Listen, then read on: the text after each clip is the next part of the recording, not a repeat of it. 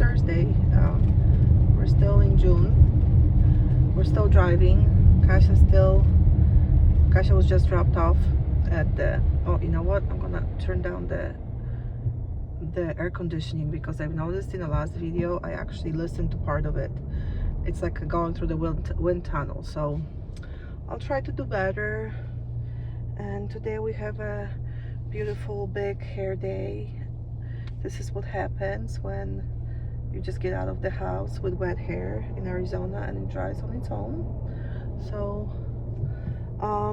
anyway, enough about me. Let's talk about travel. Travel to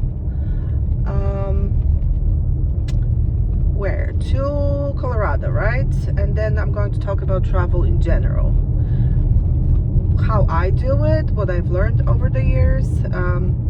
And I have to disclaimer here, I change my ways every single trip. So the minute I think I perfected the situation and I know what I'm doing, I'm learning something new and I'm gonna change something new. And also Kasha's changing, so her needs are changing as well. So that, you know, that needs to be changed as well. So when we travel, number one, on the airplane, okay. So what I do, I try to never check the luggage, which is helpful. If you do have to check the luggage, it's complicated. So I try to only take carry-on luggage. So it's very, I'm not a minimalistic person, but when I travel, it's very, very minimalistic. It's only necessary things and only things I'm going to need for the trip. So if you do check the luggage, there's another layer of waiting in a line. There's another layer of you know, time wasted, and we all know our children don't do well with the weight. So if you need to check the luggage, okay, there is always a way to go through the disability check-in. So in a lot of airports, it's going to be like a first class checking. So if there's somebody at the airport that you can ask, then go ahead and ask. But chances are people are not very well informed, so I wouldn't trust 100% to what they say. If they say, well, we don't know, then just go to the first class. So, and don't stand in a line. So is it uncomfortable sometimes to do that? Yes, it is, but you have to understand that this is you're in a lot worse situation than everybody else around you. So don't be scared, don't be shy about this. If you do need to check the luggage, if there's a clearly marked station says disability, people in a wheelchair, whatever, then you go there. If there's not, go to the first class checking and you tell them you have a child with disability and you need to check your luggage. In my experience, I was never, told not to do it. I was never yelled at, all those things. People just took care of us, right? But if anything possible, if just take the carry-on luggage. It's just much easier and much faster, especially for a short trip like that. So anyway, enough about luggage. So remember, go through the disability checking, to check your luggage, to drop your luggage. If that's not clearly marked or you don't know where it is, go to the first class and do not stand in a line. I can't stress this enough. Do not stand in a line. So then you go to through your security. Okay, so for the people who travel often, or for the people who if you have means and a way to get the TSA pre-check, I highly recommend TSA pre-check. That means that you go through the special pre-check line. There's a shortened line, but that also means you don't have to take anything out of your bag. So your electronics and your liquids stay in the bag, and your shoes and all that stuff, that's all stays in the bag, and it's actually very helpful. So I have a TSA pre-check, and it's been very helpful for us. Okay, if you don't have a TSA pre-check, make sure you pack right. So you know your electronics, your liquids are accessible, so it's easier to grab and put it in the bin. And when you go through the line, make sure that your child, I highly recommend that everybody does have either a wheelchair or a adaptive stroller for your child or an adult. And even though most of our children can walk, and the TSA officer will always ask you if the person can walk, I tell them, sometimes I tell them she can, but I will not take her out of the stroller because it's very difficult. Or I just tell them no, she doesn't walk. Because what you want to do, you want them to just be contained in that wheelchair or stroller. You don't want them to go through, you know, to get them out and go through the security check and, you know, the whatever x-ray, and then put them back in, because that's another layer of stress and another, you know, another point of defiance and denied access and all that stuff. And you don't need that in a busy TSA line. So always say, my child staying in the stroller, my child staying in the wheelchair. And you guys, don't listen to the people. Just stand your ground, okay? If they say, well, if she's walking, she has to go through the I've heard it all, but stand your ground. They really don't. So, and we know, you know, this kind of transition will cause trouble. So instead of, you know, if it's easier for you to say, you know, she doesn't walk and she requires a wheelchair, and instead of like saying, well, she does, but it's difficult, blah blah blah, just tell them that it's fine. But you don't want them to get out of the stroller, okay? So how it works, you know, you will go through the metal detector, and your child will be screened manually. So they'll screen her hands, and they pat the wheelchair, you know, the stroller. They will you know, check for like explosives and things. They sometimes, you know, if they don't want to show their hands, sometimes Kasha does, sometimes she doesn't. So they will sometimes have me swipe her hands, and then will swipe my hands. You know, like I'll just grab, you know, like touch with my hand her hand, and then they'll swipe my hands and things like. There's a way.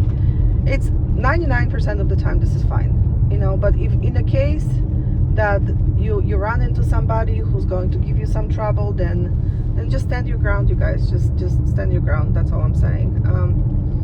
You have a right to be there, and you have a right to participate in flying, right? So if you don't have a TSA pre-check, I would really recommend that you get TSA Cares. You order the service after you purchase your plane ticket, and it's on a separate website. It's on a, you know, if you Google TSA Cares, you can put in your information from your ticket and the assistance you need, and somebody will meet you before the screening, the security screening from TSA Cares, and they will help you to get through the security. So they will, you know, you will skip the line, so that if you don't have, again, you guys, we do not want to stand in line. So if you don't have the TSA pre-check, which gives you like very short line in most airports, some airports even those are long, so the safest thing is to get TSA Cares, because then you will not stand in the line. You will go through disability security checking, and this goes for the whole family, you know. So just because you have one child but you're traveling with 2 or 3 children or a husband, everybody goes through the disability pre-check. It's a great service. It doesn't work 100% of the time, you know, because somebody will have to meet you before the security. So, and you know, systems work how they work. It's, for me, it's up and down with the service, but just get it and follow the instructions, and somebody will meet you and walk you through the security and help you out, and you'll be on your merry way. So for the plane itself,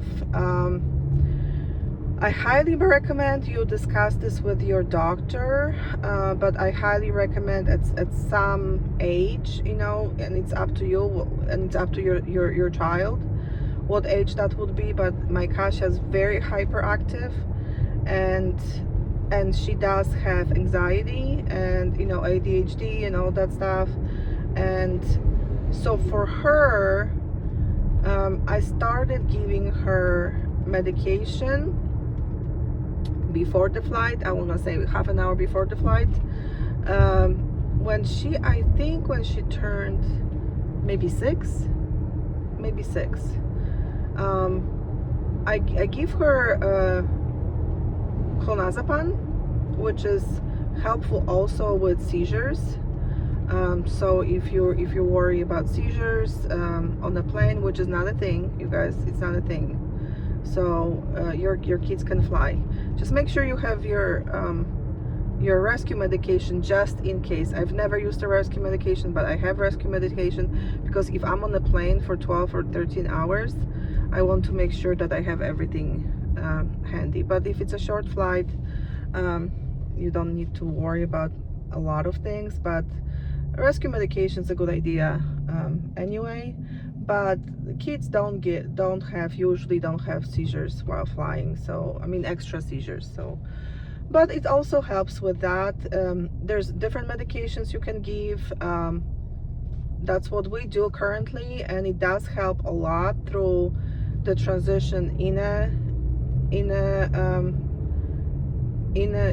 to the airplane, and actually for her to sit down on the airplane because she wants to climb everything. So as of seats, I know it's counterintuitive and everybody's going to want to reseat you to the front seats, but I always take the last row, because when Kasia is excited, and she's very excited about flying, she will bounce her chair. She will bounce off the chair like this, and this creates problem for somebody who sits behind you. So not all the people are kind. I've really haven't experienced any bad situations, but you know, this constant bouncing of the chair that, you know, you can't really control, it's problematic to the people behind her, you know, especially when there's a food or drink served. Then of course this you know what I mean. It's, if you don't have any choice, it's fine, but if you have a choice, take the last row and the window seat. Window seat gives you multiple functions. So it gives you something to see. So like Kasia likes to see, you know, what's going on through the window, but also contains them. So window seat contains her, so she can't, you know, grab people on the aisle, because she sees somebody, she will grab their hand. She doesn't hurt people, but she doesn't recognize, you know, that she has no boundaries. So she will grab somebody's hand. She would, you know, make them do things for her, and which is very friendly. But I flew once and she sat on the aisle seat and I almost went crazy, you guys. This was absolutely a nightmare for me. It was a short flight. It was my first trip to Denver, you know, a year ago, and on the way back, I don't know, I had a brain freeze or something. There was no, you know, I thought it would be maybe better that because there's 3 people in a row, so I thought it may be better that we take the middle and the aisle. I just had a brain freeze. I don't know what I was thinking. It was awful. She grabbed every single person that walked by, and they're walking by to go to the bathroom because we were in the last row. But it was an awful situation because she kept, flight attendants, passengers, she would grab their hands. She would, it was just, I had to really contain her, and it was just awful. You guys, don't do that. Window seat. Window seat is great. Take your electronics, take your iPads. Don't really worry about earphones. If your kid doesn't do well with the earphones, with the headphones, then it's fine. The planes are always loud. I don't even bother with the headphones. Those iPads don't really bother people. So in my experience, especially when you sit in the last row. So if they like headphones, then get a headphone. I mean, it's better, they can hear better, and it's better for everybody. But if they don't worry about it. Just do your thing. Then of course, line up for the disability. First check. So no matter what your group says or whatever, don't disregard that, and you board first. For the disability, there's assistance with, they will ask you if your child needs to be in a wheelchair going into the plane. I always tell them no, but I do check my stroller as a wheelchair. There's a difference in airlines between medical device and a stroller. There's more paperwork, but there's more protection. Sometimes when you fly, they will not let you take your stroller to the plane. You have to leave it at the gate, or you have to leave it at some place, but you really want the stroller to be taken to the opening of the plane. Okay, so make sure you check it as a wheelchair. Then you'll be able to pick it up at the opening of the plane again, and that's the best situation. So also, if there's a damage to your stroller or a wheelchair, it's treated a little differently than the damage to the stroller. So you do want to take that opportunity of the medical device wheelchair. What else I can tell you guys? So don't worry about liquids more than 100 milliliters. I put everything in 100 milliliter bottles, even if I travel to Europe, because I just don't want to deal with it. But if you do have a bottle and you have a liquid, maybe formula, because you're G-tube fed, then don't worry about it. You just do the TSA cares, declare medical liquid or food or whatever, and they will let you through with any liquid you want at any amount, but they will have to check it, additional check. So that's not a thing. The same with the breast milk. You can bring your breast milk and all that stuff, but if you can put it in 100 milliliter bottles, then it's just easier. It's just, again, time and weight. So what else do I have to tell you? It's tough. I often say that I'm prepared to travel like I'm prepared to go on a war. I mean, your clothes, your shoes, your luggage, your backpack, whether it's a backpack or a wheelie, everything matters in those trips, because you prepare for war and you prepare for the worst thing that can happen. But the best advice I can give you, it's all about the attitude. My attitude has changed over the years. When I traveled before I had children, I was always complaining, oh my God, the plane, it's so long, and then the time changes and all that stuff, and I would be sick with jet lag for a week, and you know, since I have kids, it's like, oh my gosh, just get through it, just get through it. I don't know, it's fine, it's fine. So what is most helpful for me is the timeline. So I know when I'm on the plane, this plane will take 2 hours, 4 hours, 6 hours, 12 hours, 13 hours. There's a time limit to this torture. Okay, so even if in a worst case scenario your kid is screaming all the time and you have to contain them all the time and nothing works, just tell yourself this has the timeline that ends in 1, 2, 3, 4, 5 hours, 5 minutes, 10 minutes. This will end. This will not last forever. It helps so much, because sometimes when we're in this despair, in a situation of crisis, it seems like forever, but you can just tell yourself, you can make it another hour, you can make it another 2 hours. It's going to end. This torture is going to end.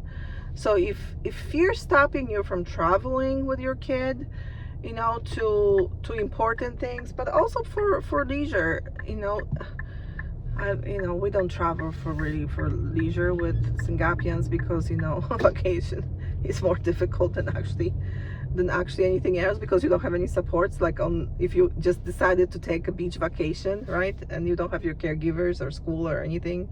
So it may not be a great idea, but just travel, you guys. Don't think of it, it's going to be difficult. Think of it, you will survive it. And it has a timeline, and it's gonna be fine. You can do it. I can do it. You can do it. Questions? If there's any questions, if you travel internationally, global entry is a must. This is, for me personally, it's non-negotiable now. I mean, I've traveled for many years without it, and I was just so dumb. This was it requires a lot. It requires application, it requires fees, and it requires actually showing up to the office, and they will take your fingerprints, pictures, and everything else. But then you cross the border, which sometimes those lines are 2 or 3 hours. Cross the border with no line, and you don't even show your documents. It's brilliant. It's magic. So, and it also gives you TSA cares. So I mean, not TSA cares, TSA pre-check. So internationally, global entry must. So, but you can do it, I promise you. And you have to practice, because if you want treatments for your kids, those treatments will not be in your town. I mean, okay, maybe if you live in Colorado and you live in Denver, okay, maybe it's gonna be in your town, right? Or maybe when you live in Philadelphia, it may be in your town, okay? Or maybe even in Los Angeles. But everyone, all of us, okay, outside of those major centers, we will have to travel, and we have to practice, because it's gonna be easier. The anxiety level goes down, you get better every time, you learn every time, and you just have to practice, and don't give up. Just trust me, don't give up. It's a timed torture. Anyway, gotta go. Bye.